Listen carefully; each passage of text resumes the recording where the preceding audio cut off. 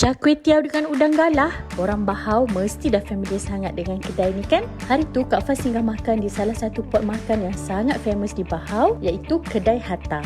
Kalau korang datang sini, wajib order menu ni. Sebab rasa dia memang mantap sangat. Udang dia besar-besar dan sangat fresh. Dan kuah dia pula memang sedap. Selain tu, Kak Faz pun ada order menu main super di diorang, iaitu nasi lemak bunga telang rangka ayam dan nasi lemak bunga telang meatball.